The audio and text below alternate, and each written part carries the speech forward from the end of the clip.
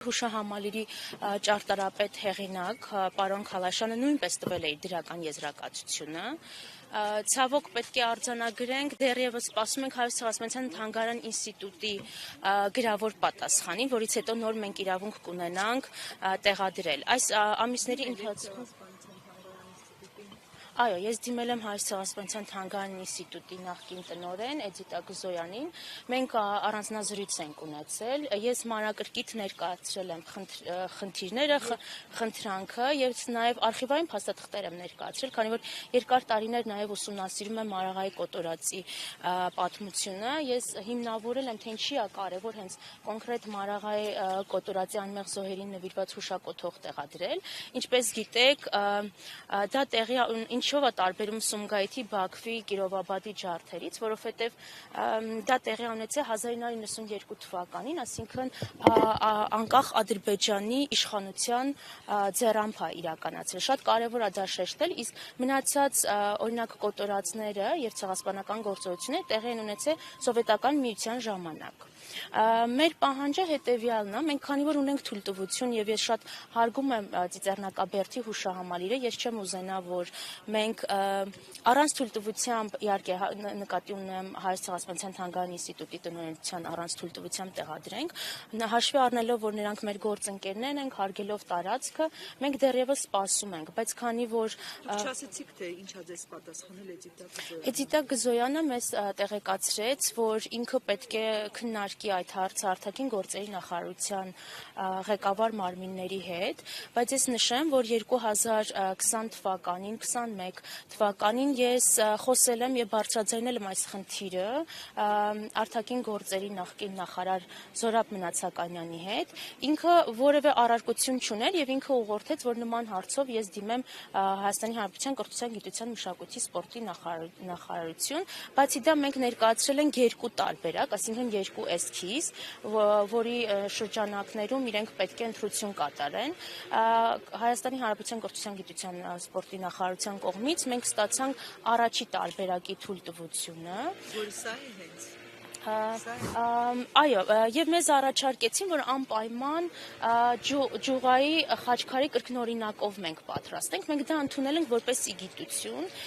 թույլտվությունից հետո մենք կազմակերպել ենք դրամահավաք, այսինքն մեր հանրությունն է դրամահավաքը կազմակերպել, եթե մենք չտեղադրենք Խաչքարը, ստացվում է, որ մենք դրամահավաք ենք կազմակերպել մի բանի համար, որ թույլտվություն չունենք, բայց մենք ունենք գրավոր բոլոր ապացուցողական նամակներ դիմումները, որը մեզ ներկայացվել է։ Եթե կրթության նախարարության ով էր նախարարը եւ թույլտվությունը ցույց կտաք մեզ։ Հա, իհարկե։ Սա պարոն Քալաշյանի թույլտվությունն է, որ ինքը որևէ առարկություն չունի եւ թույլ է տալիս, որ մենք տեղադրենք Խաչքարը։ Հա, իհարկե, խնդրեմ։ Իսկ թույլտվությունը տվել է Ալֆերդ Քոչարյանը, մենք նաև իդեպ ես եւ Լարիսա Ալավերդյանը նախարարի տեղակալն է, մենք ես եւ տիկին Լարիսա Ալավերդյանը հատուկ գնացել ենք, քննարկել ենք եւ ներկայացել ենք Վերգինե Սահակյանին ամբողջական փաթեթ, այսինքն մենք ոչ միայն պատմական հիմնավորում ենք տրամադրել, այլ նաև քաղաքացիների նամակներ ենք գցել մեր դիմումին։ Համենայնդեպս Հայաստանի Հանրապետության կրթության, գիտության նախարարությունը որևէ առարկություն չունի Խաչքարի տեղադրման հետ կապված։ Իսկ ԱԳՆ-ից ինչ-որ մի բան պատասխանել եք։ Էդիտա Գզոյանը ասաց, որ պետք է դիմեք ԱԳՆ-ին, դիմել եք։ Նայեք, ես դիմել եմ տարիներ շարունակ արտաքին գործերի նախարարությանը, բայց իրենք ասում են, որ դա իրենց իրավասության ներքո չէ, այսինքն իրենք որևէ ձևով այստեղ անելիք չունեն։ Մենք տեսնում ենք, որ ամեն տարի արտաքին գործերի նախարարության կայքով, այո, Մարաղայի կոտորածի մասին հայտարարություն է լինում, այսինքն իրենք որևէ առարկություններ չունեն։ Ես կարծում եմ, երբեմն պետք է գնալ ռիսկի եւ որոշում կայացնել ինքնուրույն, առանց պետական մարմինների թույլտվության։ Այո, որտեվ այս գործը արդեն իրենց որոշմանն է, իմ գործընկերներն են, մենք ունենք մտերիմ հարաբերություններ, ես մանրակրկիտ եւ անկեղծ անգամ խնդրել եմ, որ իրենք ասեն, եթե կա որևէ խոչընդոտ, որևէ պետական մարմինների կողմից, թեպետ ես չեմ կարծում, որովհետև մենք տարբեր գերատեսչություններ դիմել ենք եւ ստացել ենք դրական եզրակացություն, իրենք ուղղակի անկեղծ գտնվեն եւ մեզ ասեն, որ մենք հասկանանք մեր հետագա գործընթացը, որովհետև Խաչքարը արդեն իսկ պատրաստ է։ Այո, խաչքարագործը պատրաստել է խաչքարը, այսինքն մենք սպասում էինք շինարարական աշխատանքները Ծիծեռնակաբերդի հուշահամալիրում ավարտվեր, որից հետո որ նոր մենք կարողանանք տեղադրել։ Քանի տարի է պատրաստ արդեն խաչքարը։ 1 տարի արդեն պատրաստ է խաչքարը։ Այս պահին լուսանկարը որտեղ եք նախատեսում։ Այս պահին չունեմ լուսանկար, այո, մենք ներկայացրել ենք էսքիզային տարբերակ, այստեղ պետք է տեղադրվի Սումգայիթի Դեպի օպերատորներն էլի պահեք։ Մի րոպե։ Ոչինչ, սենց անեմ։ Մի րոպե տենց պահեք։ Գանձակի խաչքարն է տեղադրված, Բաքվի ջարդերի նվիրված խաչքարն է զոհերի Սումգայիթ եւ մենք այստեղ տեղադրել ենք Մարաղայի անմեղ զոհերին նվիրված խաչքարը, այսինքն մենք փորձել ենք այնպես անել, որ համաչափությունը պահպանի եւ ճարտարապետական առումով որևէ խնդիր չառաջանա եւ ամենակարևորը մեզ համար նաեւ սիմետրիկությունն է, որ կարողանանք պահպանել։ Լիլի ջան, ինչ եք կարծում վերջին զարգացումները, այսինքն խաղաղության հետ կապված պայմանավորվածությունը հայ-ադրբեջանական եւ նաեւ գիտենք Էդիտա Բզյանի ինչու հեռացվեց աշխատանքից, կարող է այս ամբողջ մթնոլորտը ազդել, որպեսզի Մարաղայի կոտորածի խաչքարը տեղադրվի այստեղ։ Ես չեմ կարող ասել կարող է ազդել թե ոչ, բայց մի հարցում վստահ կարող եմ ասել, որ մենք վճռական ենք։ Ես երբ որ ստանձնում եմ որևէ գործառույթ, սիրում եմ, որ մինչև վերջ արդյունք ունենամ եւ այս տարիների ընթացքում, ասենք 2019 թվականից սկսած ես զբաղվում եմ այս խնդրով, որովհետեւ կարծում եմ, որ թվականին Արցախի հարցը փակված չէր համարում Հայաստանի իշխանությունը, այսօր Արցախի հարցը փակված է համարում։ Ես չեք կարծում, որ այնուամենայնիվ փոփոխություն կա։ Ես կարծում եմ Արցախի հարցը երբեք փակված չի, քանի դեռ ցեղասպանագետները, հայ մասնագետները խոսում են դրա մասին եւ մենք դրա լավագույն օրինակն ենք։ Այո, գուցե ժողովրդական խաչքարի տեղադրումը բոլորովին այլ բան է նշանակում։ Դուք խոսել կարող եք, բայց հնարավոր է, որ տեղադրելը դիտարկվի, ինչպես Միացյալ Նահանգների փոխնախագահին գիրք նվիրելը դիտարկվեց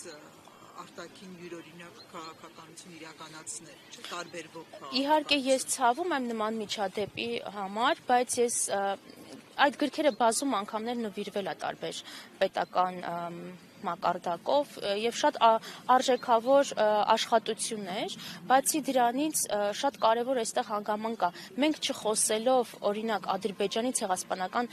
գործողության մասին, մենք իրենց ցեղասպանական վարքագիծը չի փոխվում։ Ինչքան էլ մեզ օրինակ արգել են, որպեսզի մենք խոսենք, բայց մի բան հստակ է։